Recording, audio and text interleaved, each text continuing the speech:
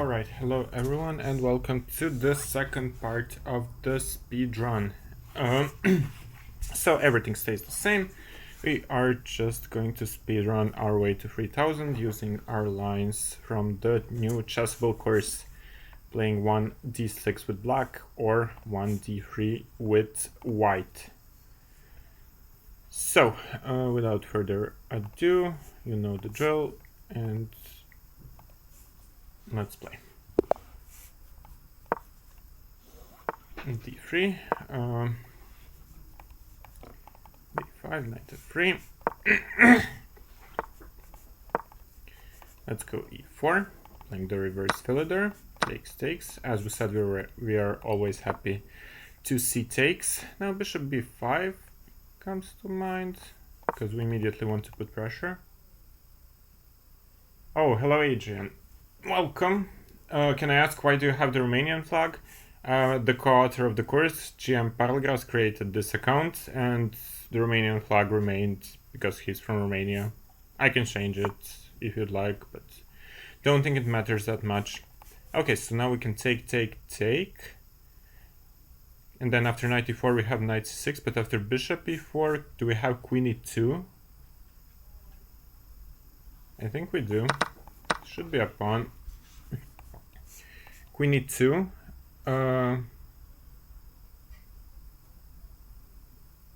Maybe it's not so clear. They can play queen e7, knight e4, queen e5, and then knight f6, gf6, but still, it should still be more than fine for white.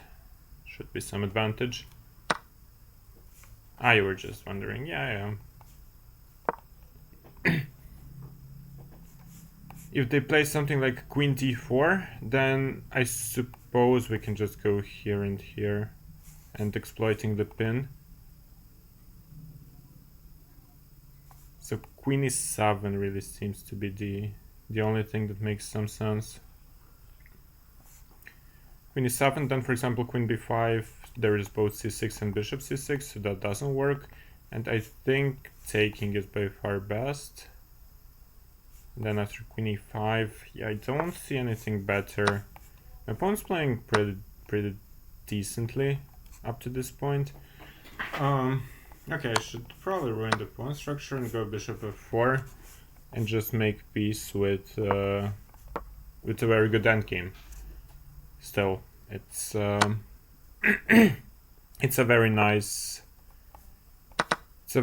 outcome out of the opening to have such a position where black has a completely ruined pawn structure and we have everything healthy and our king is more active.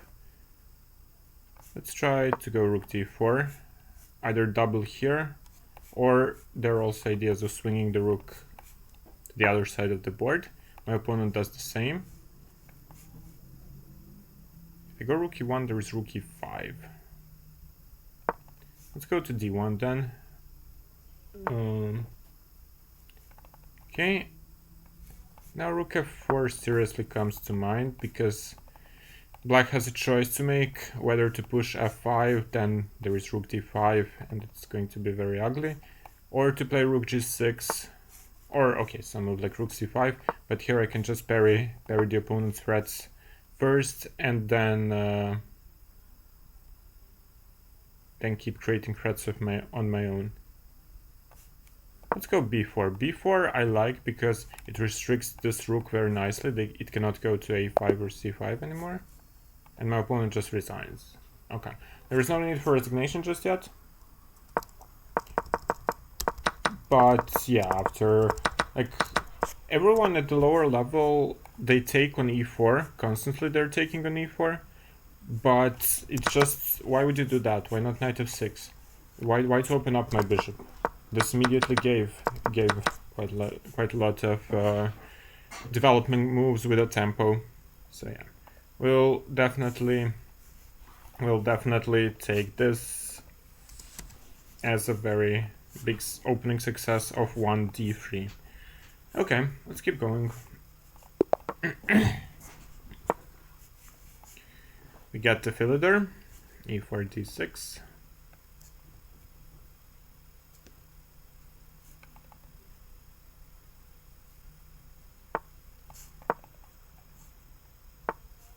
Yeah, f3. And here, the normal moves are, for example, this stuff we have not had yet, this sideline.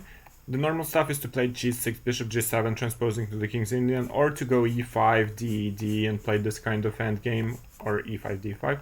But a very, very interesting new approach and new idea was suggested by us in the course, and that's to play the move e6, which looks very dumb at first, but we'll just develop with bishop e7 and castles.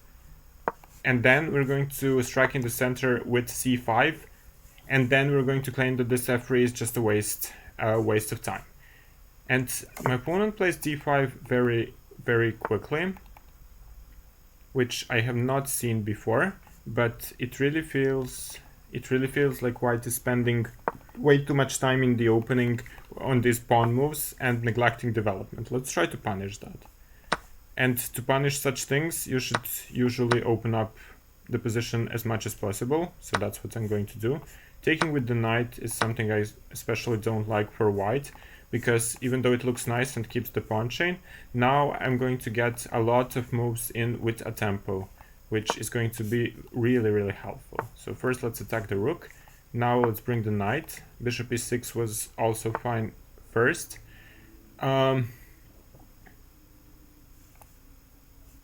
What's the most precise way? Is it bishop b6? Yeah, probably bishop e6. And now, when you look at what arose in the position, we have developed every single piece. White has half of the things undeveloped, and we're not even a pawn down for that. So this is a huge, huge opening success. And yeah, I think we're going to cruise towards another victory. However, let's put our money where our mouth is. I can take and go queen f6, or I can just play d5, which seems to be the most natural move of them all. Okay, let's try to bring up every piece in the game with a tempo. Queen f6. Hello to Bone, welcome to the stream, and hello to Tihero24. 1d6 against everything. Yes, so I really want to open things up, but I'm not sure if I can yet. I have not played this in the best possible way. Shouldn't matter all that much, because we still have amazing development lead, but there surely has been something better before.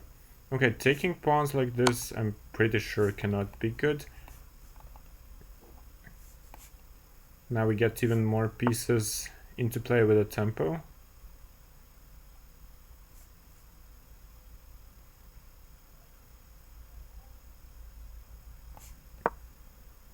Although the king is relatively safe, so it can escape and it's a bit hard for me to attack. So I'm gonna have to work a little bit more.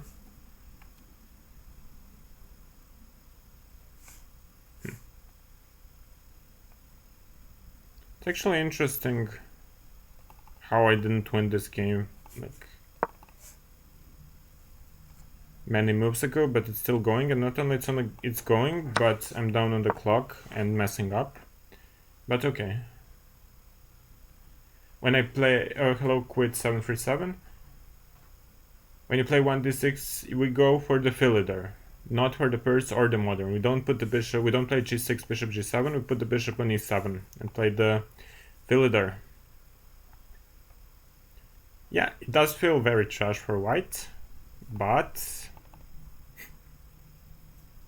should have been over many moves ago. Okay, let's go here. This is defended. Now our rook is also defended.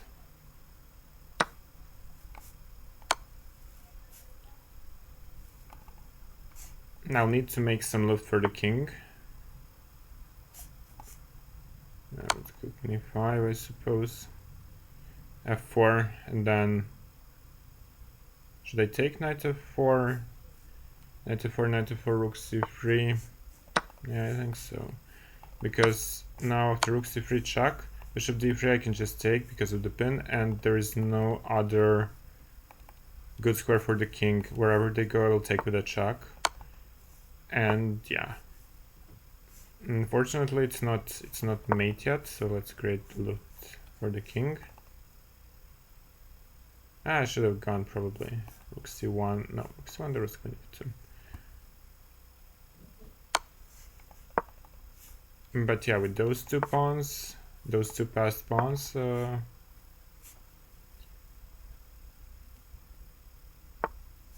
it's never that easy. I also have 8 seconds on the clock. It would be nice if I had a bit more. Now I want them to take, and then I have rook c1. Okay, white loses on time. This was not how. This was not a good game. Absolutely. This is one of the rare games I'm going to analyze in the speedrun. Yeah, 2 streams in 1 day. That's a record for this channel. Usually it's 2 streams per 1 year. But now there will be more. Until we reach 3000 we're going to have to... Yeah, we're going to have to stream quite a lot. Yeah, the opening had to be a complete disaster for white. Yeah, queen f6. There had to be something like d5. I still don't know. I didn't want something like this, even though there are a million winning moves. I don't know. I thought I can just. This is just better, but it's not. Like, and while I don't. I was not lost at any moment. It was still like, why would I allow any of these things? But okay, if you play d6, you can be winning out of the opening on move 7. We have seen that many times during this speedrun. Let's keep going. So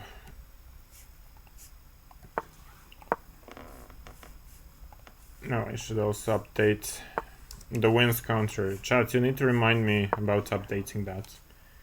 And now we finally have the filler there.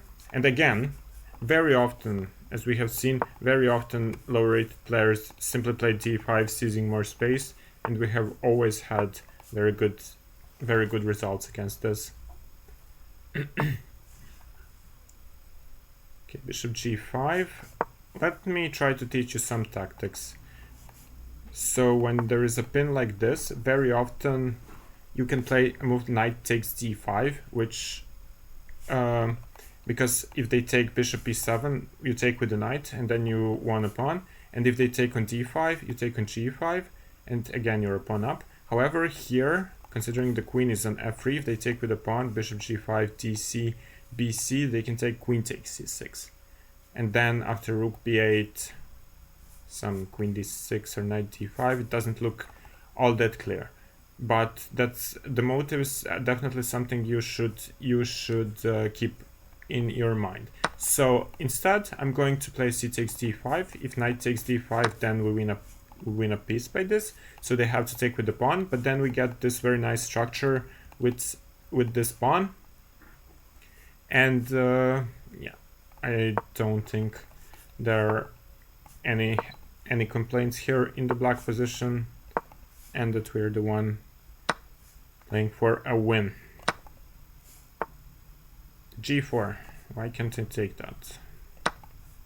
I'll ask my opponent. Queen g3. Now my opponent maybe wants to go here. And they also want to go f3.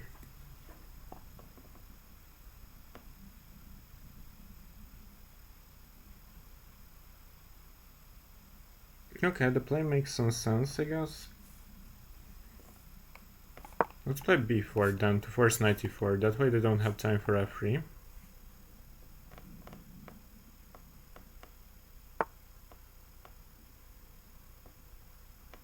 Yeah, you bought the course with video, Andrzej. Very glad to hear that. A bit different from your d6 style, so good to expand. Yeah, the lines are relatively fresh. The ideas are new. So yeah, it could be a very good addition to you. I mean, it worked for me against many top GMs. So why would it not work for you?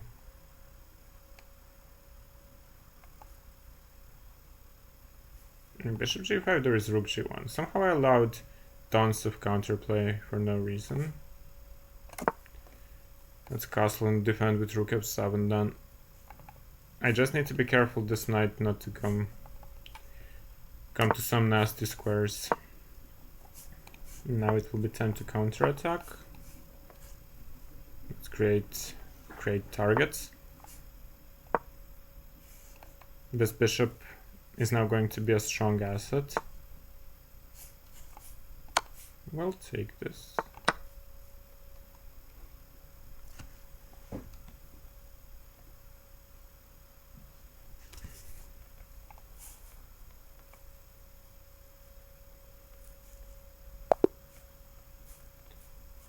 Yeah, was not ideally played by me. There were many better ways. Maybe I should just go h6 immediately. Even knight d5 now is, but I didn't want to allow knight d5, bishop g5, and then the knight on d5 would have remained relatively strong. So yeah, expanding with a6, b5 was not ideal. Anyway, let's keep going.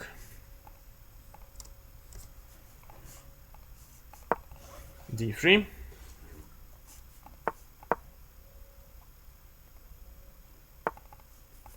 So yeah, if they play like this, we've had this several times before. We'll go for the King's Indian setup. Now they went for something completely different from anything I've ever seen. They went e6 and then e5. So we'll play in a relatively sharp style. With bishop g5 and knight c3, I suppose.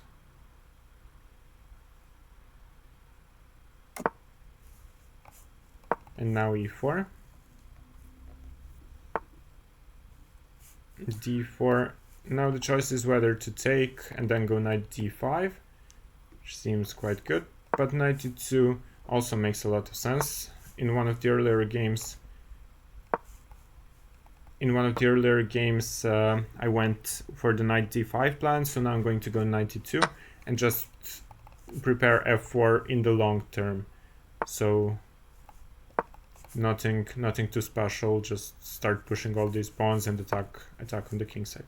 So the only thing I absolutely don't want to do is to trade off these bishops, because it would help black to defend, and also we would lose the advantage of our bishop pair. Knight d4 looks tempting, but knight d4, queen h5, there is knight c2, rook c1, knight... Ah, there is also queen d3. Huh.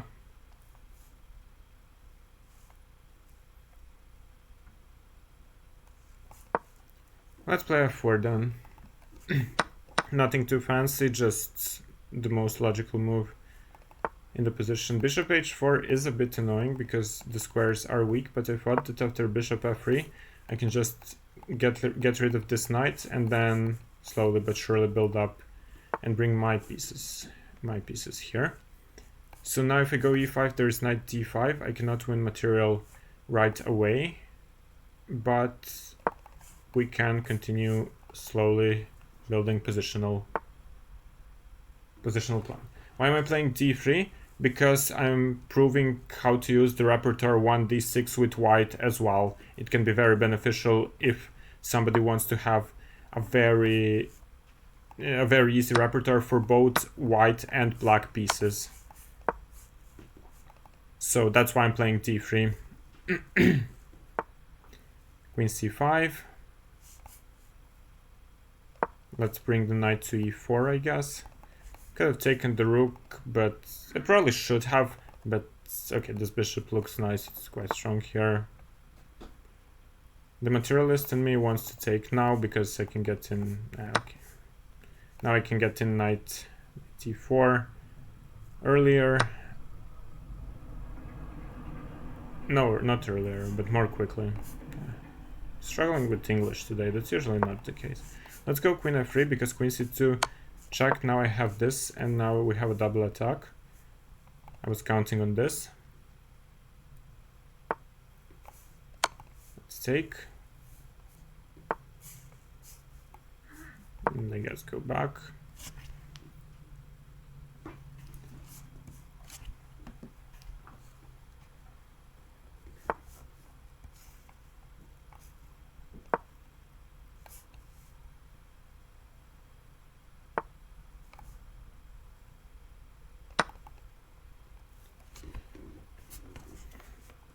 So chat, have you already bought the course? I know Andrzej bought the course, but how about everyone else?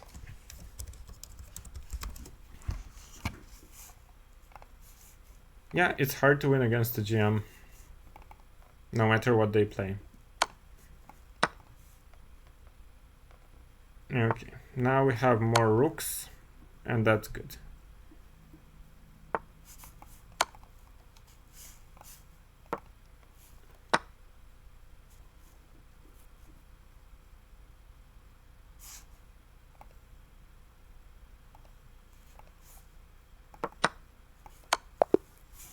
Okay,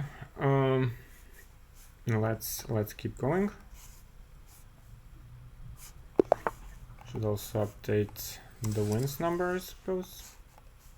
It's going to be a long road to 3000. I'm going to have to make a lot of these 2-hour sessions. So yeah, if they go for the throat, it almost always backfires. So here, knight d7 makes a lot of sense to get rid of the knight immediately. I guess I'll do that.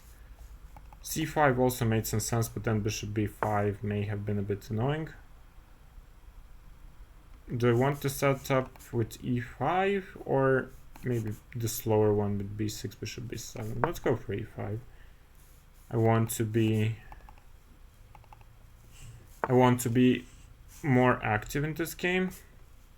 I go e4, knight g5, knight e5. Why not? Hello Inhumasa, welcome to the stream. I would like to buy it, but I'm still a student. Yeah. So for example, if they go bishop b3, I think we are already winning. Although one needs to be a bit careful.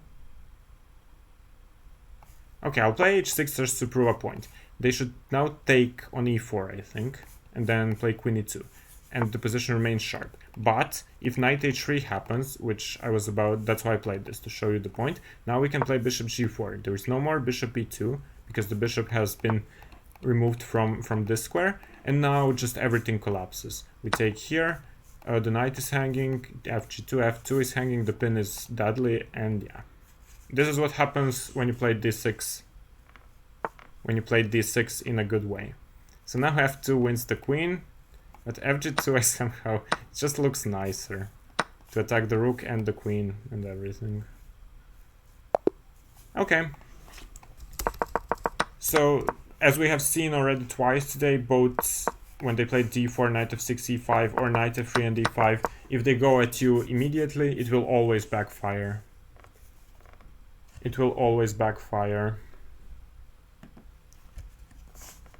Yazaki, is this chess.com? Yeah, this is chess.com. This is the speedrun account on chess.com, authorized by them.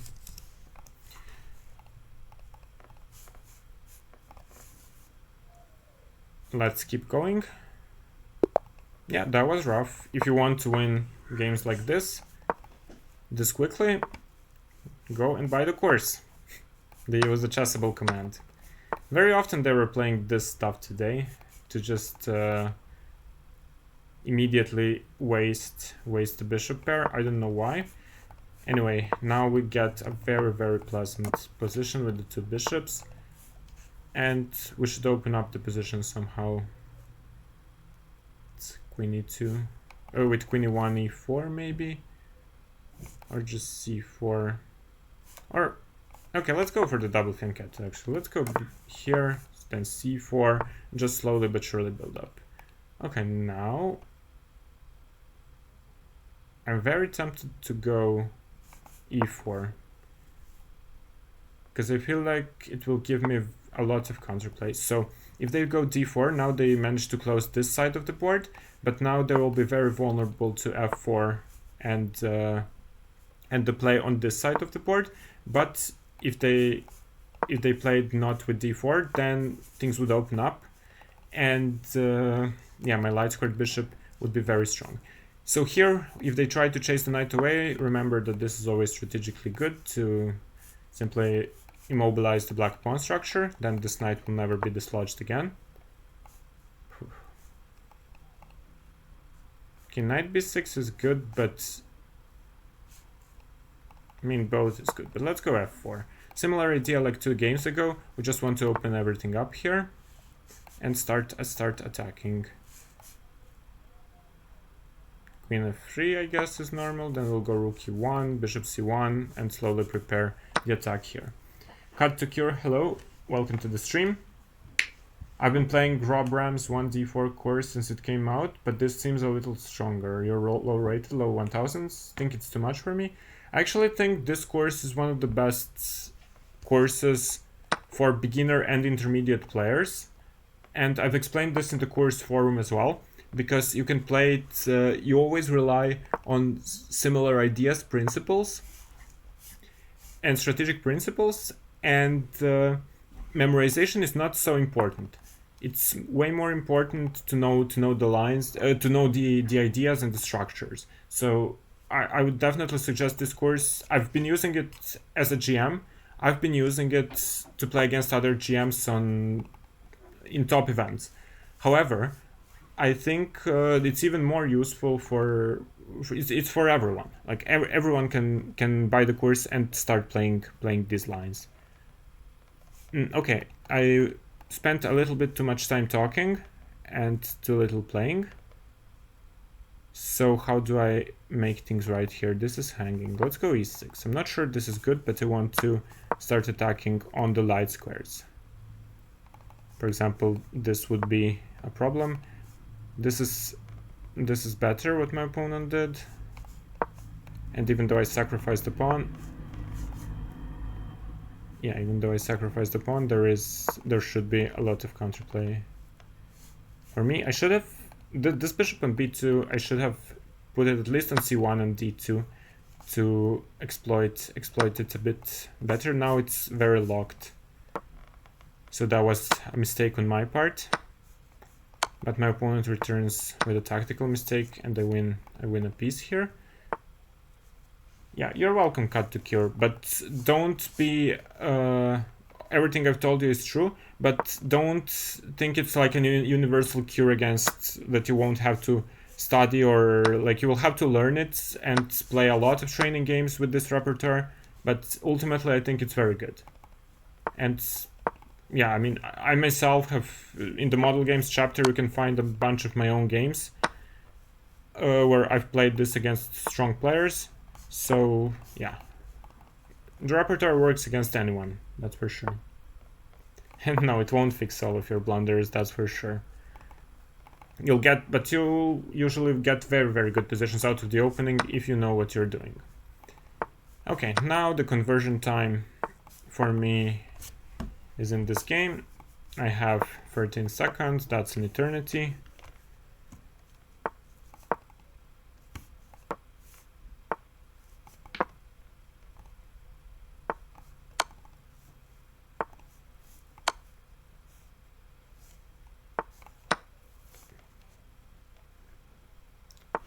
My opponent hopes to flag me, but I don't think they're gonna do that.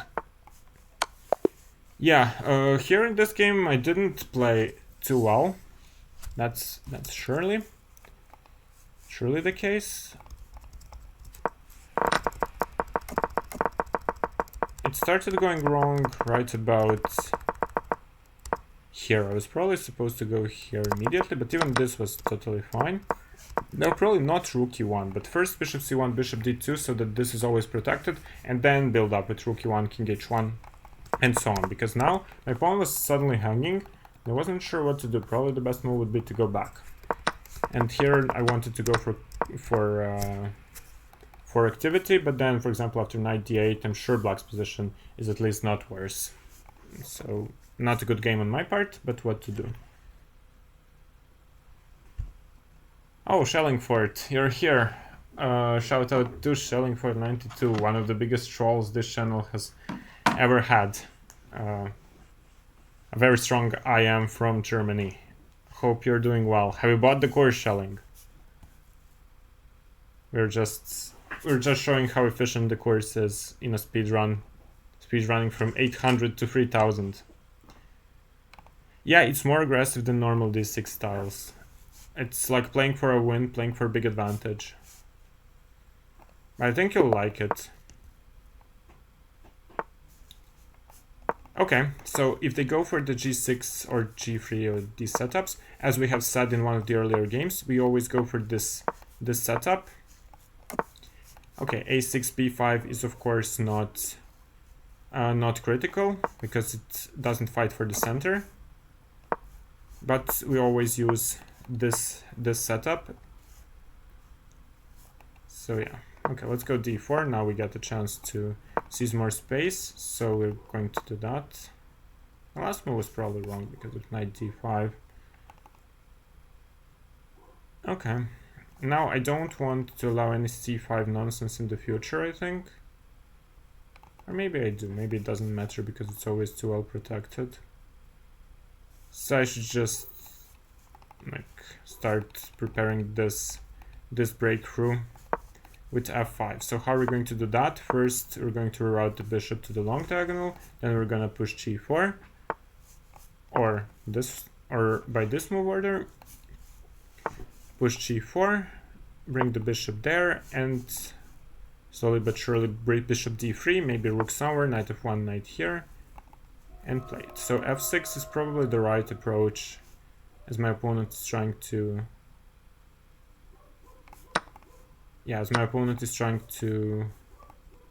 fight against it. I'll go queen e1. I want to bring the queen closer. Now there is a permanent weakness on e6, and don't worry, I didn't blunder this. I just calculated knight g5, and after takes, I think it's going to be extreme problems for black defending this, because h7 is hanging, e6 is hanging. The only way to defend it is knight f8, and then we take it with the rook. Okay, now they can also play a move like this, but here everything should fall apart. Let me just see what is the most precise way. Knight e6 looks very strong. Maybe this and knight c7. Taking is normal, but then knight f5 comes with a tempo, which I would prefer not to see. So let's just play in a primitive way. Queen e8. I'll probably even go knight c7 to take the rook. I don't want to think too much. I just want to start collecting material.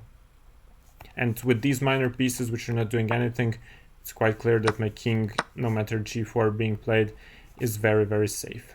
And now we can open things up here. Hello, Lenda Pen 2. Thanks for saying that you have the course. I hope you like the course. Now we're going to take here. If knight g6, there is of course this, and queen h7 is a nasty checkmate threat. So yeah, if your opponent plays something which is not fighting for the center, it's always easier for you. Team has already bought your course and is entertaining the idea of playing 1d6 on Sunday.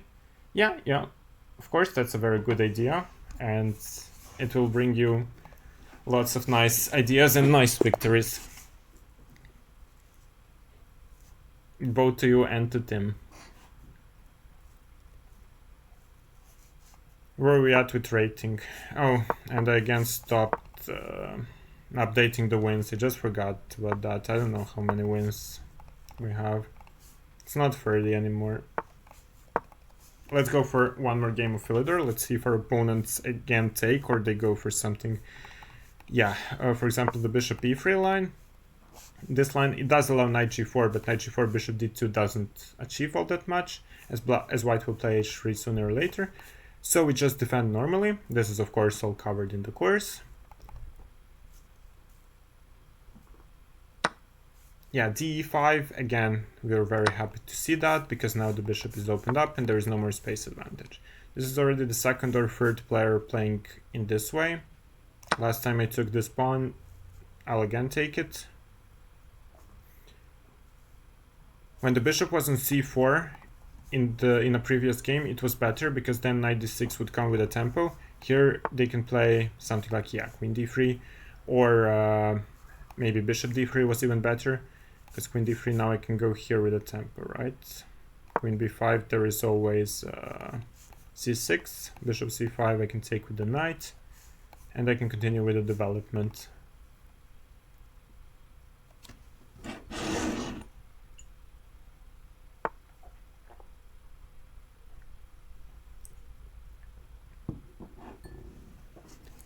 So queen c4.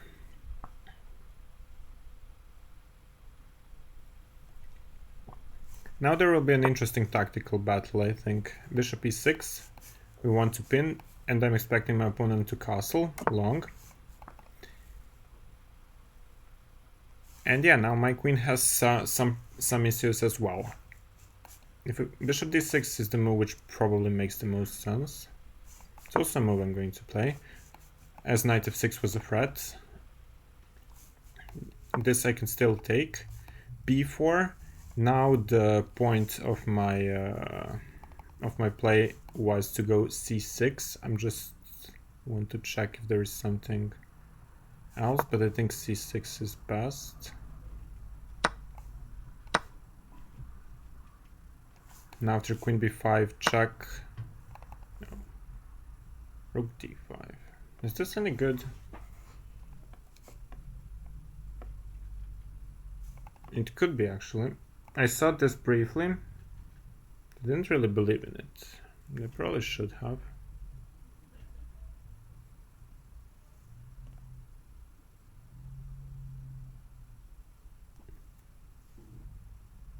I don't see a good move for myself now. If I take and play bishop c5 maybe? Queen e5, then there's queen e7, queen e4. Okay, maybe like this. And why was my opponent thinking? Who knows? No, but if I take, there will be also this move. Then they can take here with a tempo. Okay. I got outplayed, and I'm probably going to lose this. No, I won't. Yeah, now I get an exchange up, but after bishop b5, I would have been lost. This was not a good promotion of 1d6. I'm going to stop taking this pawn on e4. I'm just gonna start playing knight d5 after knight d5. Yeah, PUBG's second speedrun today, but we see that I'm not playing too well. You could also do some speedrun. When is your course coming out, by the way? Let's go a6, chase the bishop away.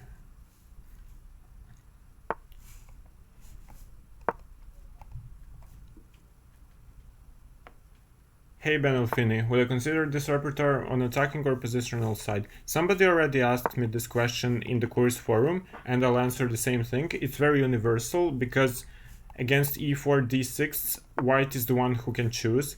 White can choose whether they will play something very sharp like g4 lines or rook g1 Philidor lines. Those are very sharp. Or if they will play some Philidor endgame or bishop c4 main lines, which are mostly positional. So the repertoire itself is quite universal, white will decide.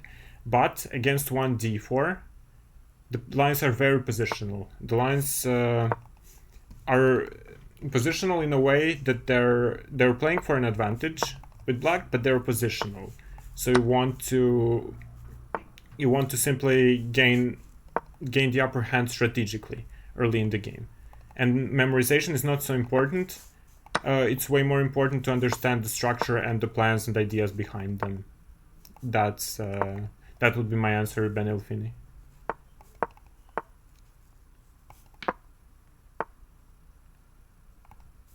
Where is the mate here?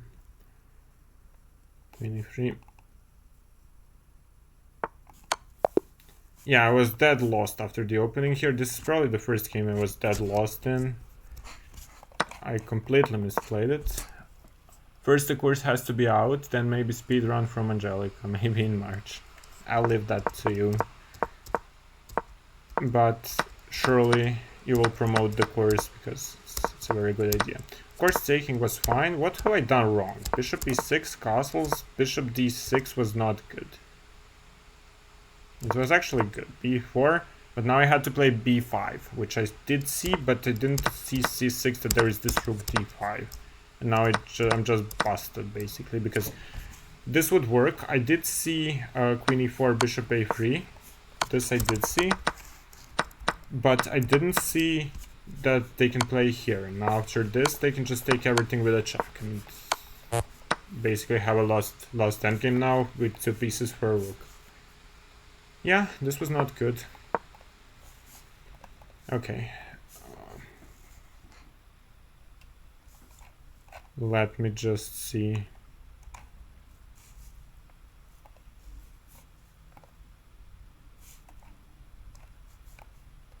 How do I know? No, I don't want to count all the way. How do I know how many wins I had? Okay, you can see that I'm not really... This is not my area of expertise, streaming. Let's say it's 35. It's not really 35, but yeah, we won't tell anyone. It's less important anyway. This is my first speedrun. I've never done such things. So yeah.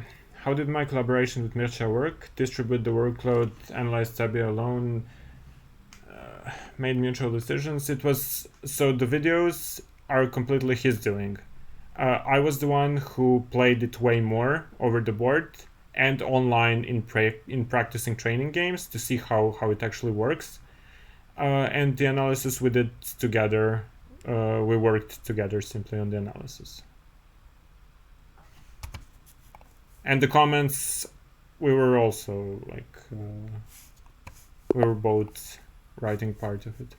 Anyway, let's go back to focus mode because now you can now you can see it clearly. Yeah, approximately. F6 is surely like, okay, they want to place something like this, but now I'm pretty sure I should go d4.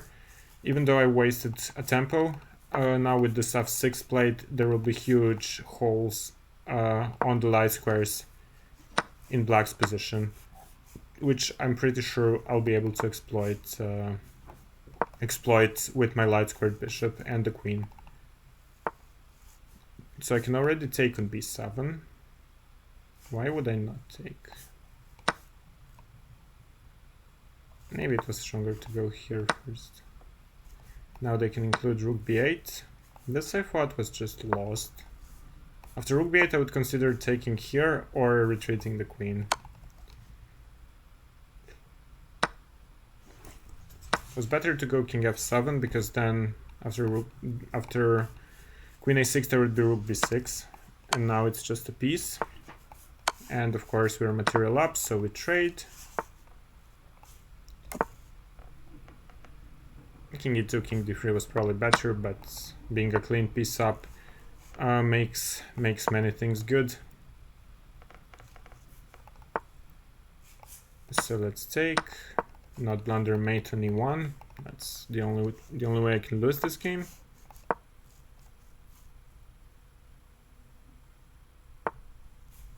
Now let's just improve the king.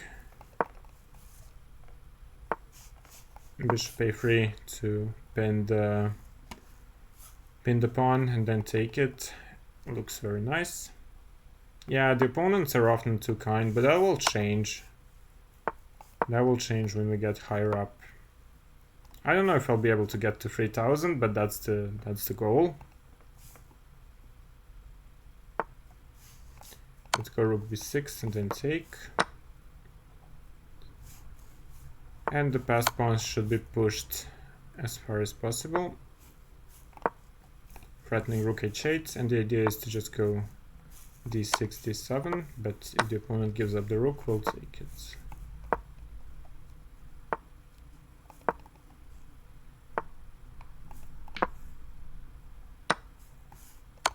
Let's give a check.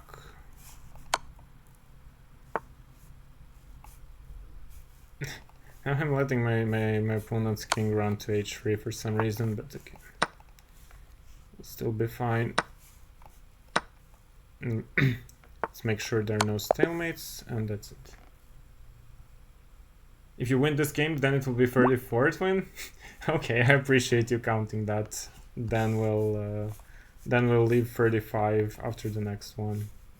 I'm not doing rematches because I want as many different possible opponents and structures as possible. On my original account, I closed my original chess.com account a year ago.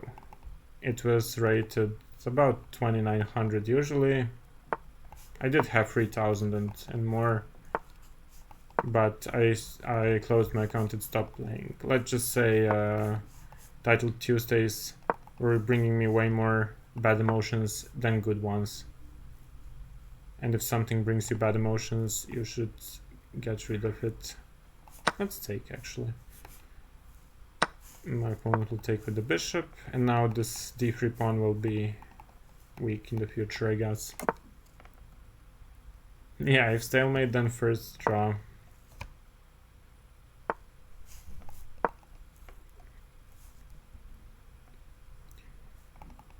Maybe at some point I will reopen the account or create another one, like GM account. This is only a speedrun. But for now, no. There are more important things to deal with. These sacrifices are never anything dangerous. Simply, you will not get attacked, especially like this. But you will not get attacked if your opponent's pieces are simply not developed. First, you have to develop the pieces in order to attack. That's yeah. They cannot play like this and give pawns. Okay, now it's 35 wins. Title Tuesday is the wellspring of happiness and joy. Yeah, Shellingford92 is going to stream Title Tuesday today, both early and late, so check out his channel. Okay, if they go for d4 and c4, this is one of the critical things in this repertoire. This is important. Then you go for e5, the so-called English rat defense. And the good thing about this is now white has to decide. This is already, I won't say a mistake, but c4 is usually considered an inaccuracy compared to knight f3. Because now they have to go either knight c3 and allow this, take, or go d5, and all of these are confessions. Even knight f3, because now I can go e4 and seize more space and immediately start playing ambitiously.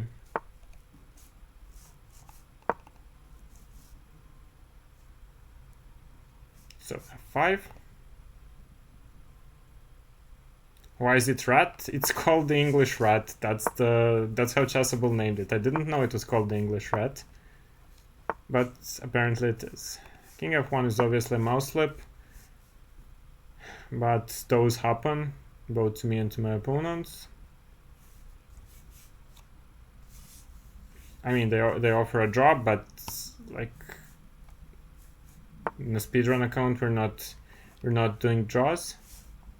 Also, any point which my opponent loses will be refunded. This is an official speedrun account, so it's not a problem. I could have taken the d4 pawn before, but I didn't want to. I just want, when the structure is like this, then the bishop is stuck, the knight is stuck, and I don't want to open things up unless there is a very good reason. Now there is a very good reason, because I'll get a tempo on the queen. So now it's, I think, finally time to do this.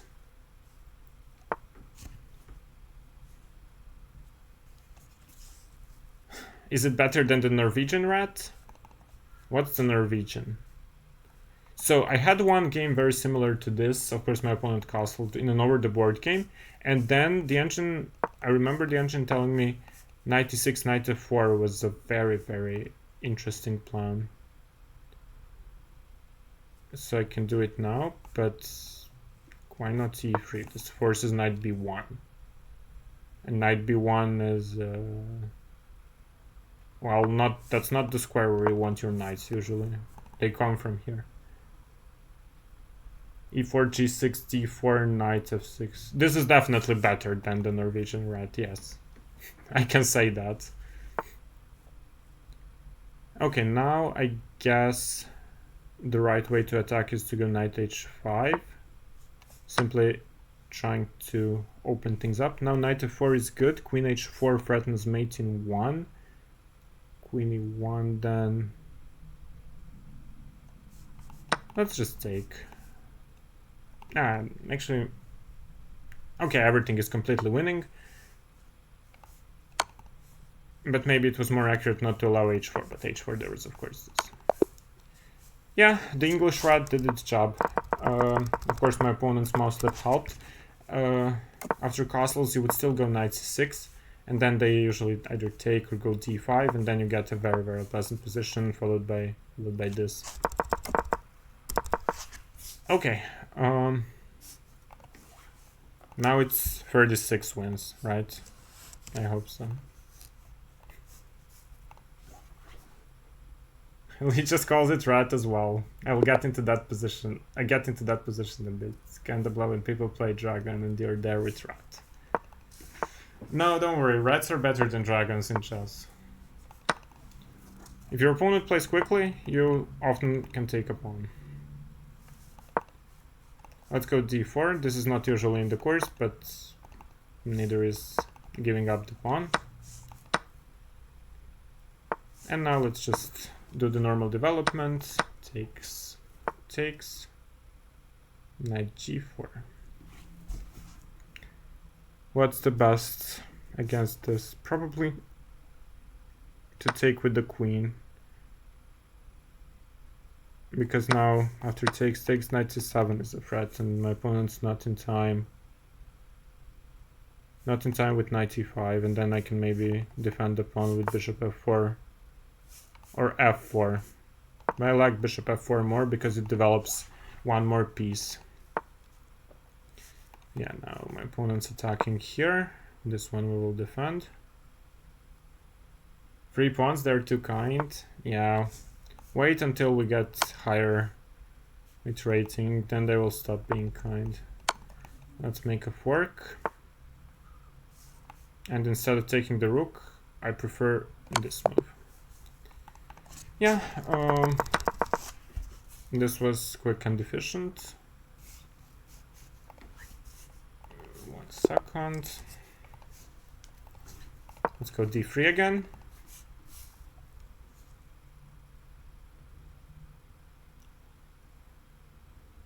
Question to the chat, what would you play after d4, e5, c4? Yeah, that's a good one. So against this, now it's kind of similar to the Caro-Kann. It's actually like the Caro-Kann with d3, doesn't matter. But all of these endgames with the pawn in c6 are usually somewhat preferred for white. I mean, originally in the course we wanted to go for the f4 lines, even without this stuff. Okay. So let's go for f4 and just quick development, knight f3. This looks very sketchy. I'm not sure where I want my knight, honestly. I'll put it on d2, simply not to allow bishop b4 and the pin. Long castle. Are you going to stream tomorrow as well? Probably. It's very likely that I'll stream tomorrow as well.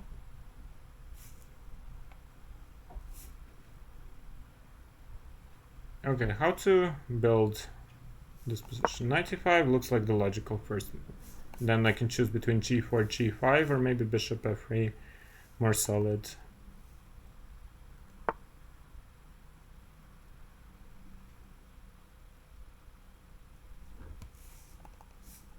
Yeah, d6 and you transpose to the course. Okay, my opponent blunders a fork. That should help me. And also after c3 it's even worse, because if they go to a5 there is b4 trapping the bishop, and after bishop d6 there is e5 with the fork. So yeah. Also another possibility to transpose to the course lines would be this, which we've had before, but I felt like going for this, the other setup, a little bit more. Okay. 38 wins. Where is the rating? 11, 13. I guess I'll make the runs 200 points each run.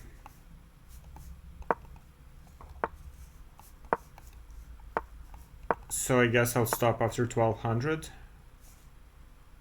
And now when they played these sidelines and don't fight in the center, now I want to seize the whole center, even though I played d3 first. Now I want to seize everything. They're playing kind of a hippopotamus, and let's just say I don't have good experiences with hippos. Let's just try to attack quickly and efficiently against it.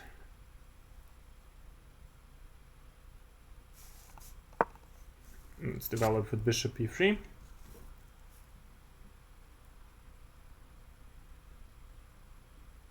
The 1d6 is a super improved England gambit.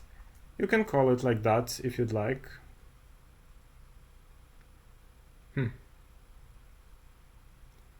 After d5, do I want to play b3 so I can recapture with the pawn?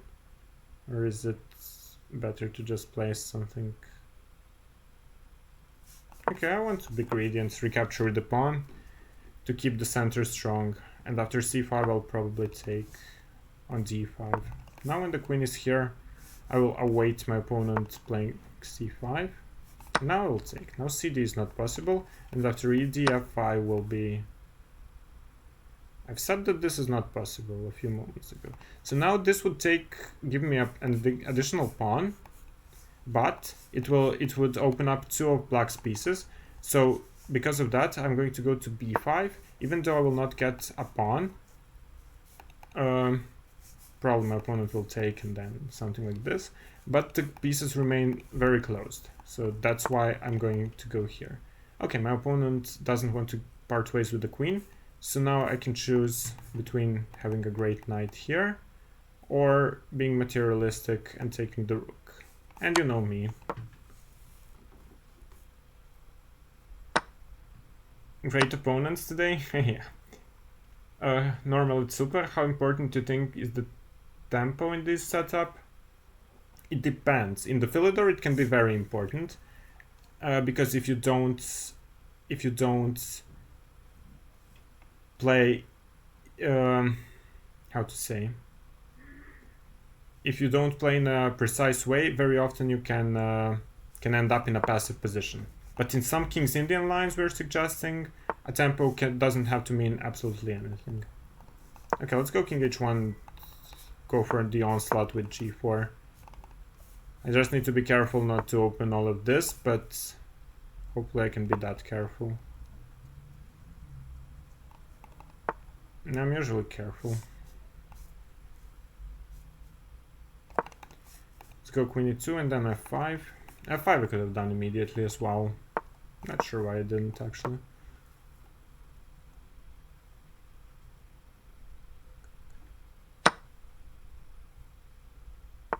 Cow? Wait, what is cow? It's also an opening, right? You once said you love all animals but mosquitoes. Show some love for hippos. Yeah. Okay, let's start sacrificing stuff. Queen h5. I will show no love for this king. No love lost. Let's take.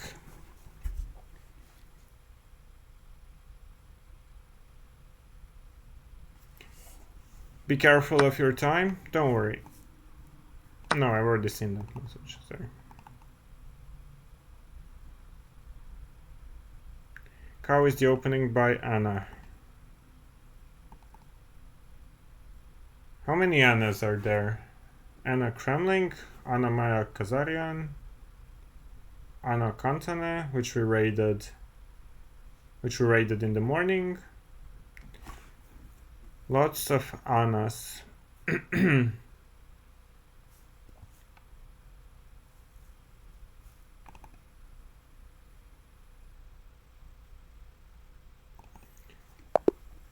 Yeah, Anna Kremling. Okay, this was quite efficient. 39 wins. It will be a long road to 3000. Long road. Anna Muzichuk as well. I've met her several weeks ago for the first time. She seems very nice. Sorry for not specifying. No, don't worry. And I've seen Anna Kremling on the Rilton Cup as well. Okay, against this, what is it even? It's kind of a stonewall setup.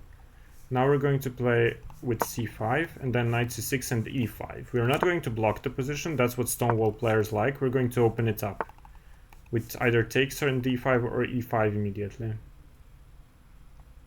I think e5 immediately makes more sense. As long as they're not developed, you should absolutely go for, you should usually absolutely go for opening of the position. And okay, we'll regain the pawn in a few moves and try to use the activity to cause some damage.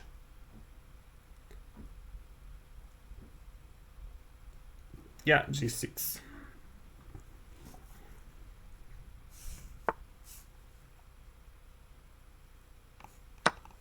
Okay, now I'll take. That's a bishop, which I will gladly take. But again, it's a problem of the opponent's not developing the pieces. Whenever you play some opening like this, you don't develop the pieces in a stone wall. Then my opening up of the position worked perfectly.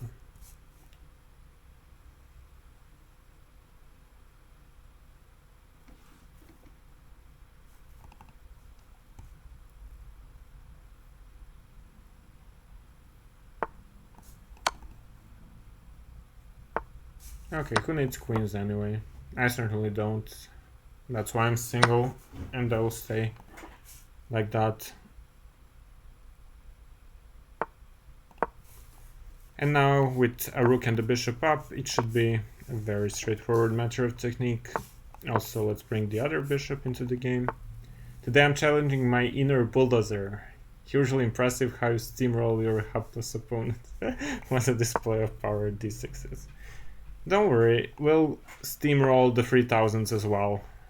Just need to get there first.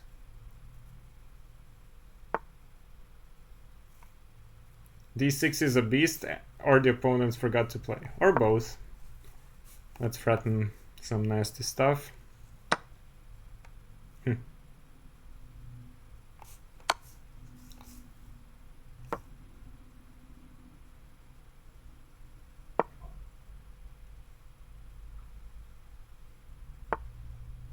Did they ever know? Also a good question. Chat, challenge for you, mate in free.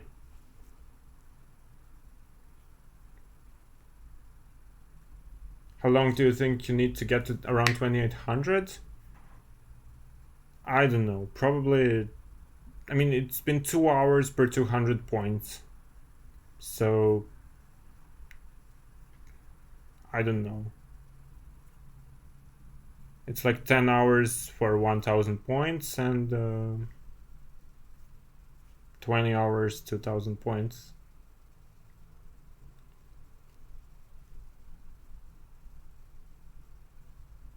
How long does it take to get through course? Not nearly as much as other lifetime repertoires, and that's the whole point. It's very easy to learn. Okay. To those of you who found it, congratulations. To those of you who didn't, this is the checkmate in 3.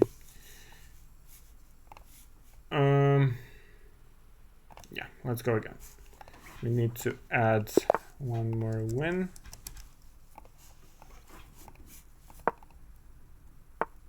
Yeah, rook h2 it was. They're again neglecting development. Let's hope it will... Let's hope they will again be struck with the same opening of the position. So c5 and then d5. It's the most logical one. Yeah, let's go for that. Or bishop e6 first. I mean, it's more logical to go d5.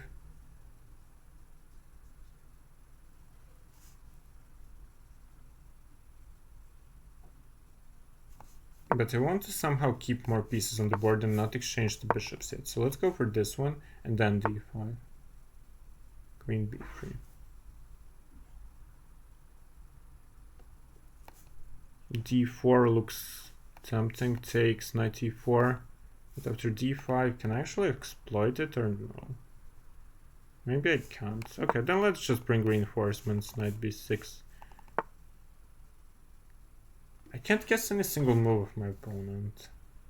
That's usually very good or very bad.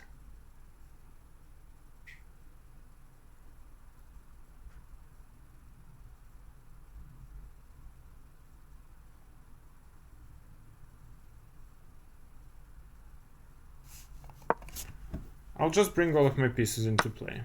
That's how I was taught.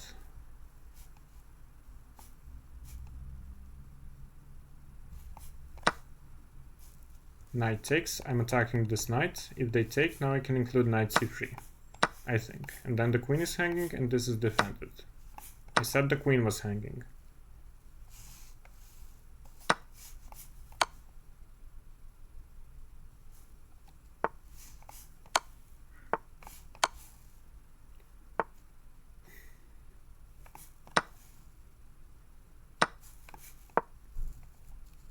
The rest should not be too difficult, but who knows? I've screwed worse. Or have I? Maybe I haven't. Maybe it's too winning to scrap. Yeah, you cannot just neglect the development like this. That's always going to backfire. These guys are supposed to be decent players too. Yeah, but when you go d6, then you win. That's why I buy the new course, guys. The Chessable command is here. Also, the first part is already on my YouTube.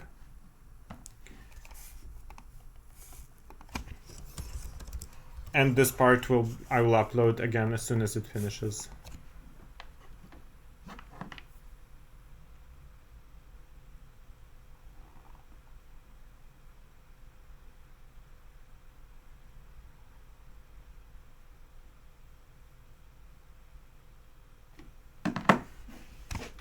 Wait, what's going on here? I don't believe that there are no opponents. Okay. Let's go d3.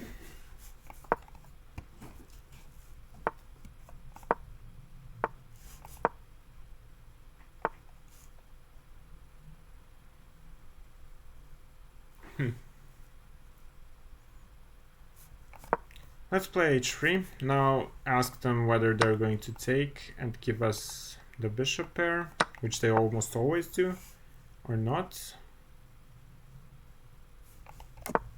Again, same as last many times. When they give up this bishop, you usually want to try to open things up on the light squares. Not sure how good it is, especially with the bishop here. Let's chase the bishop away. And now should I go for...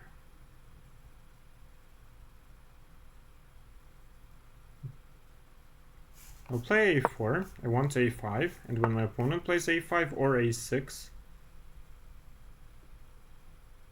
then maybe just continue the normal development.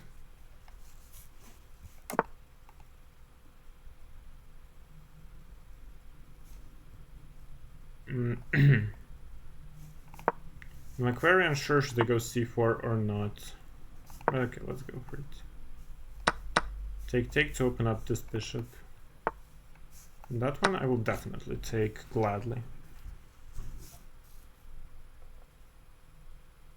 He'll put the course on the wish list. You're trying to improve your white repertoire? Makes a lot of sense. It will always be there. You'll always have the course. Yeah, it's not needed, but queen f3 looks nice.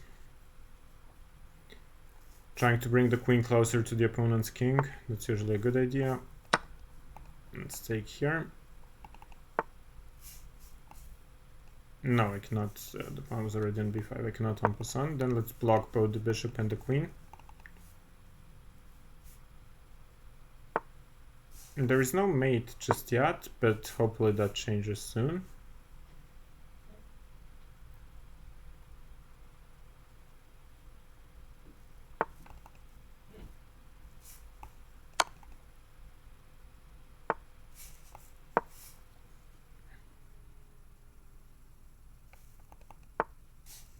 Let's go knight e4, bringing all the pieces into the game and closer to the opponent's king. Rook d7 is also on my wish list.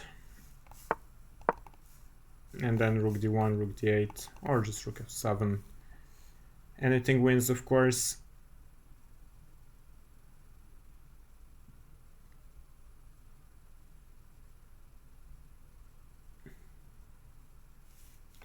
You can advertise, no worries. We talk here about other courses, about anything. No worries. The channel is open and free for everyone.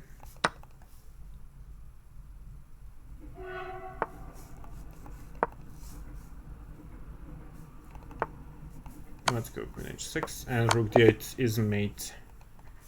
Okay. I think I again have not updated the wins count. Where are we at now even? I don't know. As long as the draws count and loss count stays the same, it's fine. Here again, knight g5 being a threat, you have to start with bishop e7, not with knight bd7. And finally we have once the mainline fillet. But again they always take. Now there are lines like bishop f7 or knight g5, everything has been covered in the course of course, but the opponent does not go for this. Yeah, c6, all the typical stuff, trying to go b5. I think I should go b5 if allowed. That's why they usually go a4 and then you reply with a5. Oh, I don't know if I should go b4 and take the pawn. Looks a bit greedy, but you know me, guys. The positional a5 or bishop somewhere would also be, there would be absolutely nothing wrong with it either. But I'll try to take a pawn. It is a central pawn, so let's go. I plan to go here, but maybe it's better just to go to f6. I want to go e4. And maybe a5, a4 with bishop a6 as well.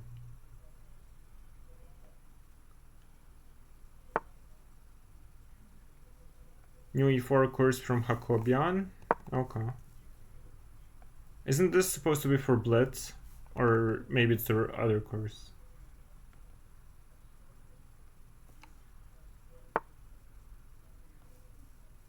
Yeah, okay, let's start taking material.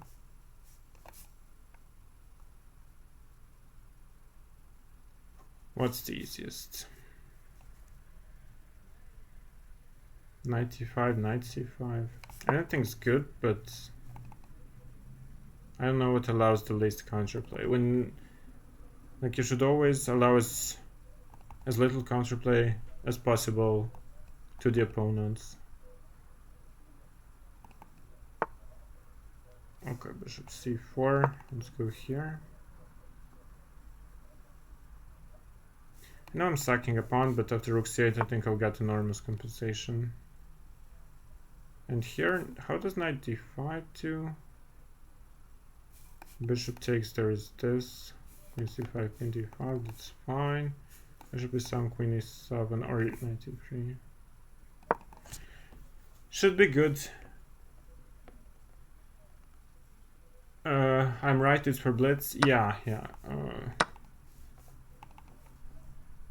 Because it's quite different. Very often in blitz repertoires you can use lines which you simply cannot use more than once in a tournament game because everyone will be prepared. Okay, now my opponent has to trade queens or lose the knight to e2. Ah, the lines versus e5. Yeah. But if you just buy our course, then you can play both 1d3 with white and 1d6 with black. You always get similar ideas and positions, and a fighting game. That's the advantage of this repertoire. What can I do? I have to advertise.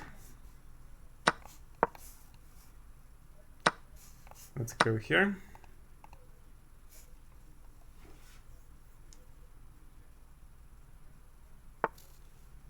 No, like 1d3 is just we wrote the course for black. However, you can also use it with white, same as I'm using in this speedrun. Just play 1d3 and the same systems.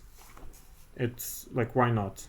If you want to have more fighting chess and less memorization, you can just use both. Okay, against the good old London, this is how we're going to play against the London. Knight f6, knight bd7. If they go knight f3 and stop e5, then you go for double fianchetto. If they go for this, then you get e5 in one move, which is always very good. And you exploit immediately the fact the bishop is on f4. Probably against the London, this is the most efficient course or suggestion I've seen. So, yeah. In the future you'll get it for sure. Glad to hear that. Okay, so considering my opponents again traded the d6 pawn, I will activate the bishop very gladly.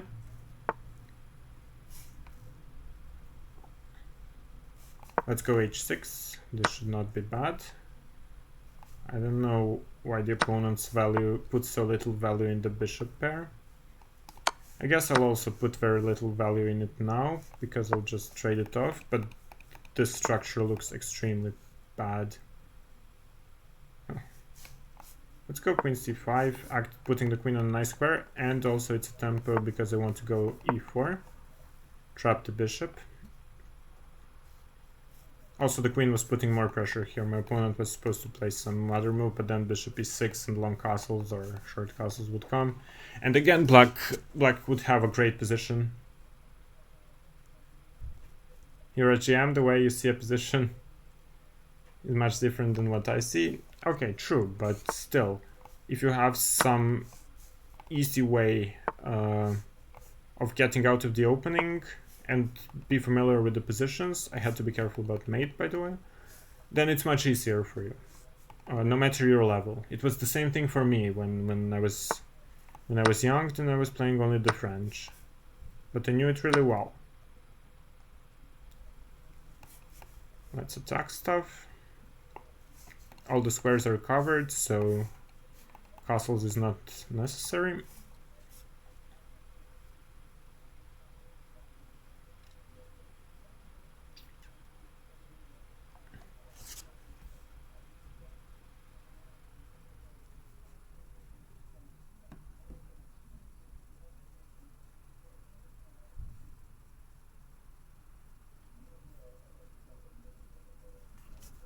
My opponent's thinking quite long here before they finally resign.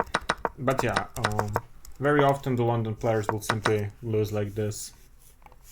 This has happened with way higher players, with way high rated players in my career. Okay, let's go for the Philidor again.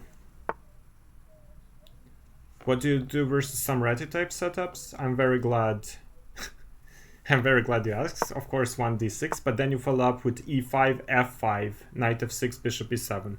Very interesting and very fighting continuation. Okay, now we're the ones. Now white doesn't even have. What's queen b1 going to? What does this do? Like, why? Okay, it just developed normally. But I immediately have a great sensor control. And white's space advantage is gone after only a few moves. So I'll definitely consider the opening a big success. Let's try to take the bishop pair.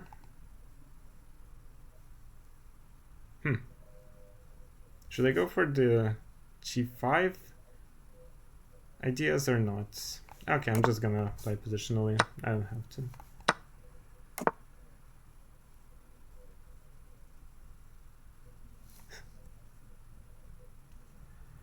You don't like my London...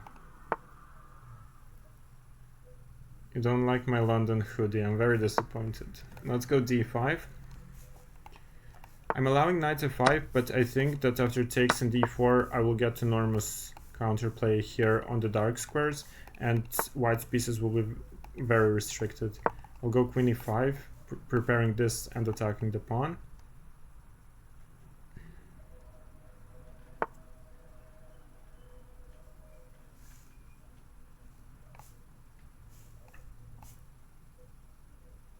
Let's go here first, force g3, and then I think e3 is best, but okay, or f4, but then I take. And then these passed pawns, I think, will cause extreme damage. It can kind of look like a Leningrad structure. A bit, but not really the Leningrad. Because the bishop doesn't go to g7. Oh, you mean in this game or against the Ratti? Maybe I...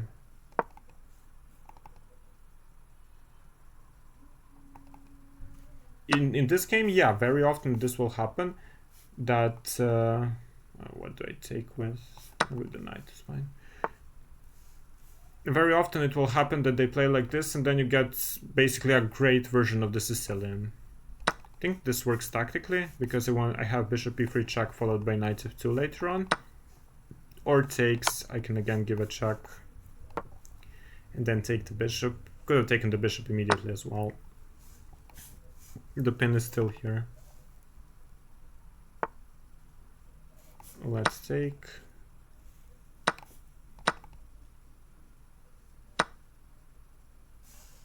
Now we can take the rook and escort our pawn to a promotion.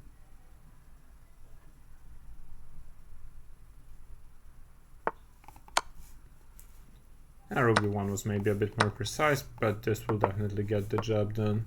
Of course, my opponent doesn't have to resign, but the position feels quite hopeless. What's the rating? 1169.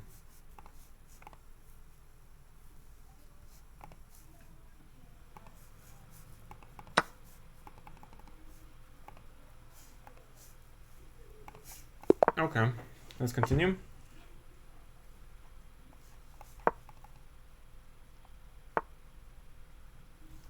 You were referring to Ratti? Yeah, okay, they already did this once against me.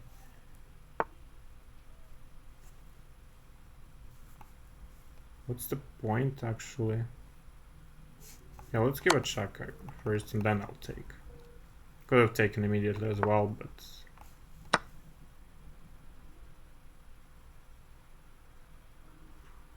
That's a pawn.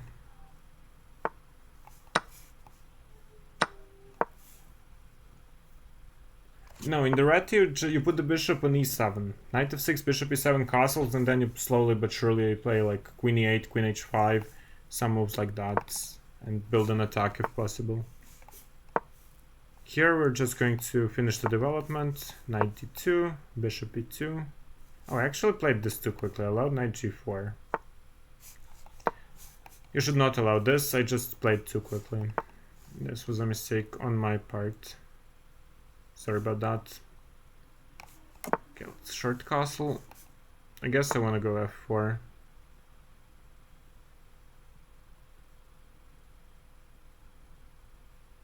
Okay, I'm not playing well. There is bishop a4 takes bishop c6 for my opponent.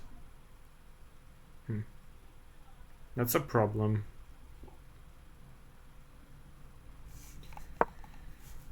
I'm not playing well this game. I got tired. I've streamed way too much. What to do?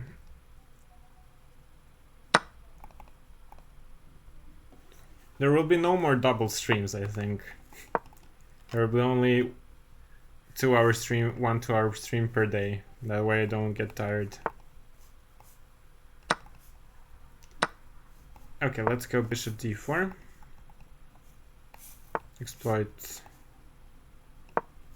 Try to exploit this diagonal. And again I blundered b4. I'm just not seeing things. Okay. Fortunately everything is winning with such a great position. Yeah, here I can take. I guess I'll just take the knight and then either the rook or the bishop. You need to get coached by Hikaru on how to maintain energy for streaming. I'll pass on that. Thank you. Let's go here, then we'll promote like this. It's a bit easier. I mean, those of you who are new here don't know, but before I was doing like 12-hour streams, even longer. Sometimes for charity, sometimes just to stream. So I do have experience with that, but I have not done these things in a very long time.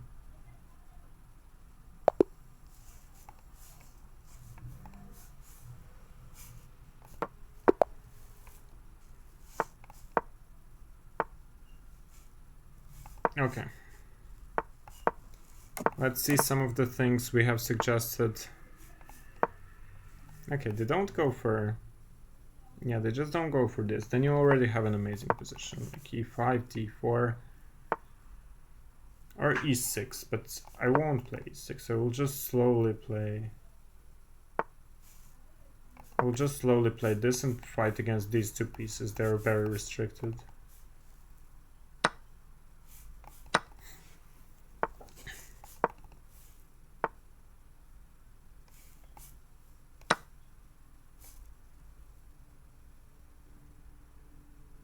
This one I will definitely take. Now it's time for bishop g5 so that I don't have to retreat the knight, but I can put it on f6 instead, which will cause more damage to my opponent's king.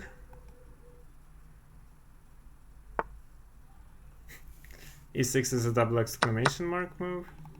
Could be.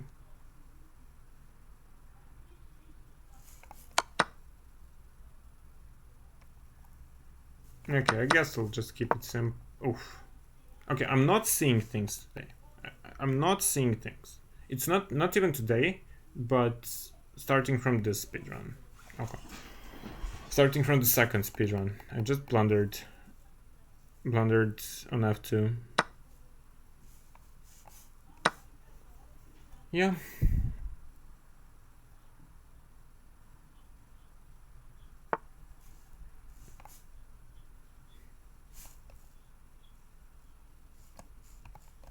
With my opponent not seeing it, it can work until a certain level, but then I'm seriously gonna have to stop blundering. Okay, take. Let's play f4 so that I never blunder this again, at least in this game. It's not the best move objectively, but who cares? And now rook e7, queen e5.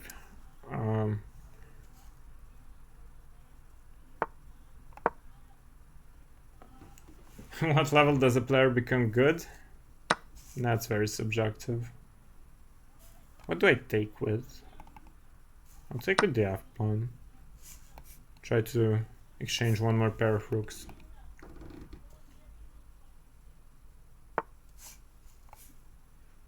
Or maybe rook c1. Rook c1 I kind of like because I want to double in the 7th rank. Now I allowed some counterplay from my opponent, but I think these two passed pawns are just gonna be... Yeah, and this is a very nice trick. You need to remember in endgames, if this is a setup, no matter where the rook is, and the king is diagonally from the pawn, then you need to bring the king closer to it. Because if you don't, no matter where the rook is, if this is diagonal, no matter where everything is, then this is a threat to give a check and to push the pawn, and then it's promotion always. And there is nothing they can do against this.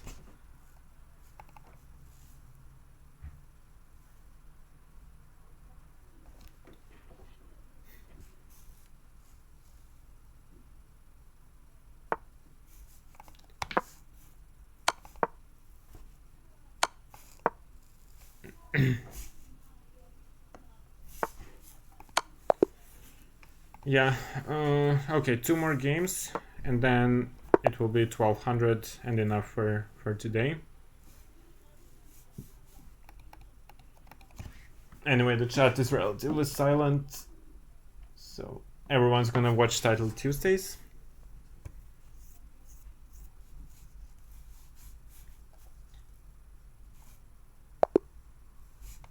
And I'm not gonna stream during Title Tuesdays.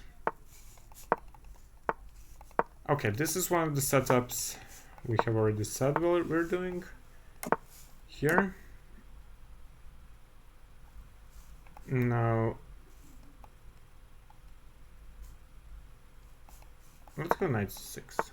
I'm not sure if we gave this one, but after bishop g4, now we'll go to d4. Why to d4? So that we can take the bishop pair here, or to destroy the pawn structure immediately, which my opponent decided to allow. Now it should be relatively simple because we're an exchange up and the king is extremely unsafe, so we need to simply attack it. Let's go here, attack the pawn, threaten queen h4. I mean, anything wins, but let's say queen h4, knight f4, king f3. Let's just say I don't believe in that. Let's go here.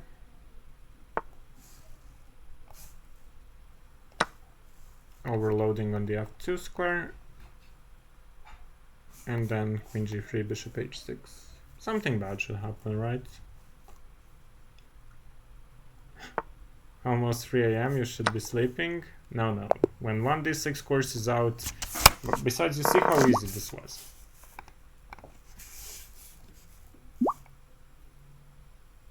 And queen h3 was mate in 1. Instead of what? Instead of knight h3? Ah, probably. I mean, I said that I'm tired. You'll have to forgive me for that. Let's play the reversed fiddler again. We said if they go for this d6 stuff, then we're just gonna try to expand here and, yeah, seize more space. Why not?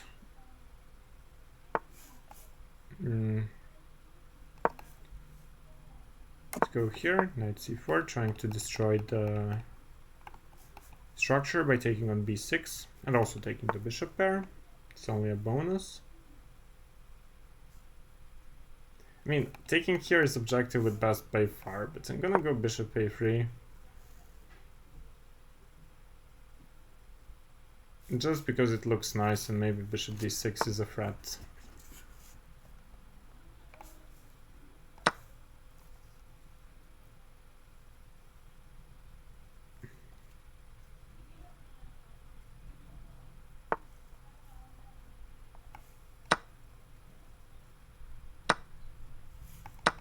Let's take this, take the exchange as well. Yeah, I did see this one, but I think that I'll still be a clean exchange up with zero counterplay, especially after I play d4. Because then the bishop will be blocked. Another win. Today we're winning more games than in all of 2024. That's a fair point, actually.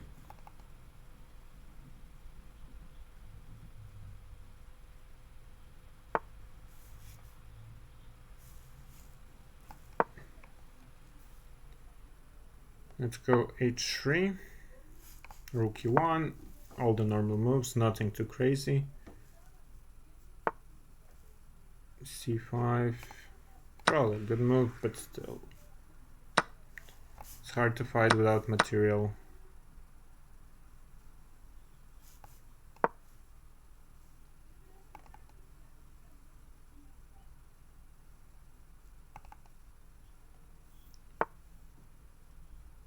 Here, so I guess I should go for the counterattack.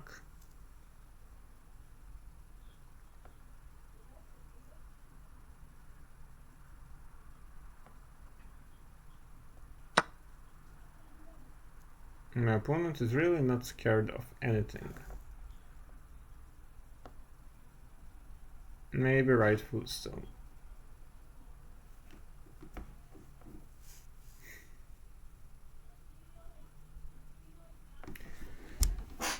If I wasn't so tired, maybe I would have seen some forced win.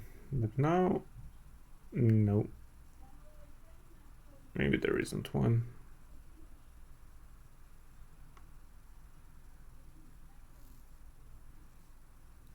Well, then we're going to simply play knight d7, exchange, and win the endgame. if there is nothing forced.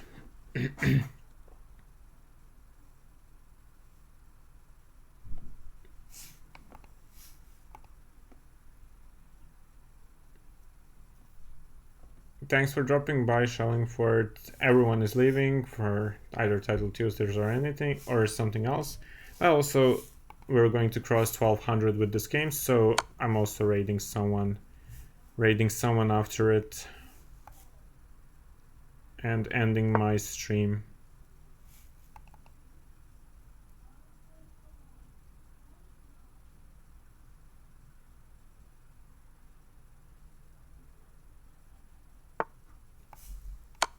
Now we can finally give a check, take here, and that's it. Okay, the second part of the speedrun is now officially concluded. Thanks everyone for staying here and watching. There are not that many viewers, but what to do. We're going to raid someone.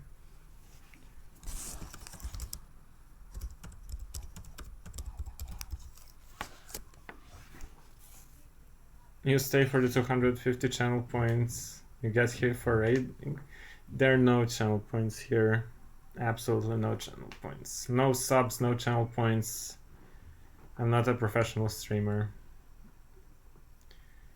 I don't know when the speedrun is over. I don't know if I'll probably get back to streaming retirement, but who knows, we'll see.